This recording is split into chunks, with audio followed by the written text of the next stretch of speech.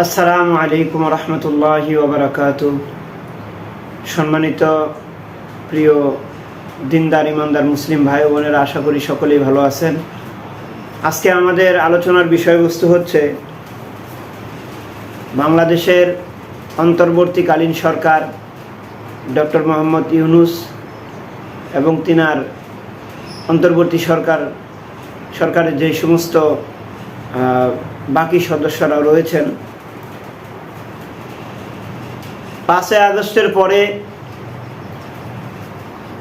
ছাত্র জনতার উত্থানের পরে বাংলাদেশের সমস্ত প্রকার সংস্কার খুবই জরুরি আমাদের জন্য।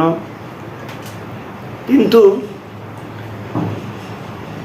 বাংলাদেশের মুসলিম জাতি ইসলামের ভিতরে কোনো ধরনের কোনো সংস্কার করার জন্য ডক্টর মোহাম্মদ ইউনূসকে কোনো ধরনের কোনো অনুমতি দেয়নি। কারণ হচ্ছে, বাংলাদেশে প্রায় 92 থেকে 93-95% পর্যন্ত মুসলমান। এই মুসলমানের দেশে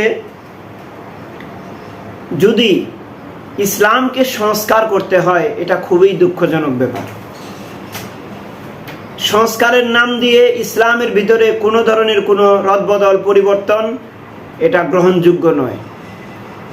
এর কারণ হচ্ছে, ডক্টর মোহাম্মদ ইউনূস তিনি যেই সমস্ত সংস্কারের উদ্যোগ নিয়েছে, তার মধ্যে নারী সংস্কার কমিশন যে তিনি গঠন করেছেন, এর মাধ্যমে ইসলামের সাথে এবং কোরআনের সাথে সম্পূর্ণভাবে সাংঘর্ষিক এইরকম কয়েকটি জিনিস রয়েছে এবং আংশিক সাংঘর্ষিক এইরকমও বহু বিষয় রয়েছে। ইসলাম নারীদেরকে সর্বোচ্চ মর্যাদা দিয়েছে, একথা স্বীকার করা সকলের জন্য বাধ্য। কেন? একমাত্র ইসলাম নারীদেরকে তার কাঙ্ক্ষিত মর্যাদা দিয়েছেন। অন্যথায় আমরা যদি ইতিহাসের দিকে লক্ষ্য করে দেখি, তাহলে অন্য ধর্ম, অন্য জাতি নারীদেরকে একদম নিষ্পেষিত, নিপীড়িত এবং বঞ্চিত এই রকম একটি পর্যায়ে রেখেছে। আজও আমরা লক্ষ্য করি যে হিন্দু ধর্মের মধ্যে নারীদেরকে তার পিতৃর কোনো ধরনের কোনো অর্থ তারা সেখান থেকে পায় না। জমিজমা এবং যেটাকে মেরাজ বলা হয়, সে অংশধারিত্ব গ্রহণ করতে পারে না। পক্ষান্তরে মুসলমানদের এবং ইসলামের মধ্যে, কোরআনের মধ্যে আল্লাহ রাব্বুল আলামিন আমাদেরকে যেভাবে বিধান দিয়েছেন, লিযযাকারি মিসলু হাজ্জিল উনসায়াইন, যে একজন নারী একজন পুরুষের অর্ধেক পাবে।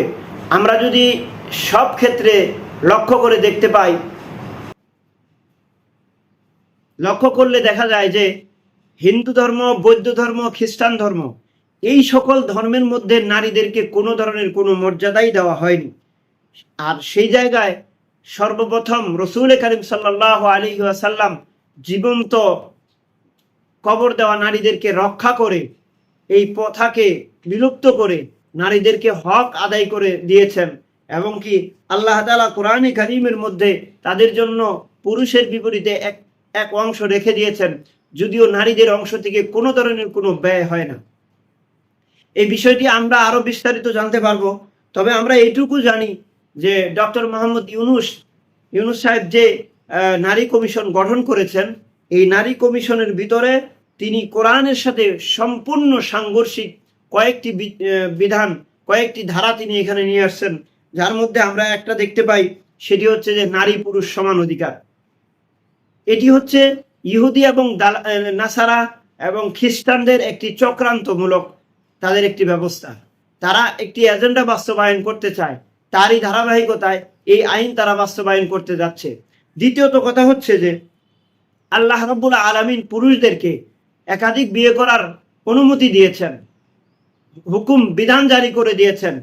সেখানে কোনো দেশের, কোনো মুসলিম দেশের এই ধরনের কোনো আইন কমিশন গঠন করা আদৌ ঠিক নয়।